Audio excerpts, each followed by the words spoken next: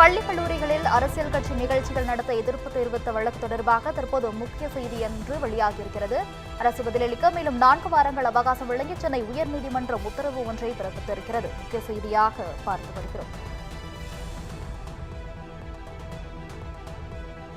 பள்ளி கல்லூரிகளில் அரசியல் கட்சி நிகழ்ச்சிகள் நடத்த எதிர்ப்பு தெரிவித்த வழக்கு தொடர்பாக முக்கிய செய்தி ஒன்று வெளியாகியிருக்கிறது. கூடுதல் விவரங்களுடன் இணைக்கிறார் எமது செய்தியாளர் சக்திவேல் அவர்கள். சக்திவேல், வணக்கம். தற்போது அரசு பதிலளிக்க, அதாவது பள்ளியில் அரசியல் நிகழ்ச்சி நடத்த தடை விதிக்க கோரி வழக்கு தொடர்பாக பதிலளிக்க அவகாசமானது தற்போது வழங்கப்பட்டு இருக்கிறது. இது குறித்த கூடுதல் விவரங்கள் என்ன?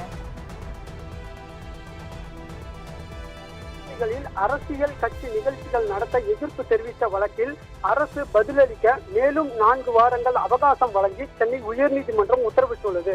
தவேக தலைவரும் முதல்வருமான விஜய் பிறந்த நாளை ஒட்டி தமிழகம் முழுவதும் உள்ள பள்ளிகளில் அந்த கட்சியினர் கட்சி கொடி சின்னங்களுடன் நிகழ்ச்சிகளை நடத்தியுள்ளதாக கூறி கல்வி நிறுவனங்கள் அரசியல் நிகழ்ச்சிகளுக்கு தடை விதித்த அரசாணையை கண்டிப்புடன் அமல்படுத்த உத்தரவிட வேண்டும் எனவும், அரசியல் கொண்டாட்டங்கள் நடத்தியது தொடர்பான விரிவான விசாரணை நடத்தி கல்வி நிறுவனங்களின் தலைமை பதவி வகிப்பவர்கள் ஊழியர்களை சஸ்பெண்ட் செய்யவும் அவர்கள் மீது ஒழுங்கு நடவடிக்கை எடுக்கவும் உத்தரவிட வேண்டும் எனவும் கோரி சென்னை மாநகராட்சி திமுக கவுன்சிலரும் வழக்கறிஞருமான கவி கணேசன் பொதுநல வழக்கை தாக்கல் செய்திருந்தார்.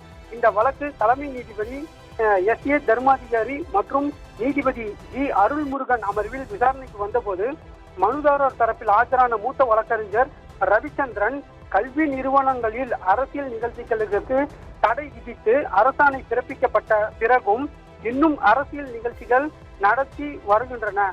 மாணவர்கள் கட்சி முழக்கங்களை எழுப்ப செய்து வருகின்றனர். ஆனால் பள்ளி கல்வித்துறை அமைச்சர் உள்ளிட்டோரை வழக்கில் எதிர்மனுதாரர்களாக சேர்க்க வேண்டும் கேட்டுக்கொண்டார்.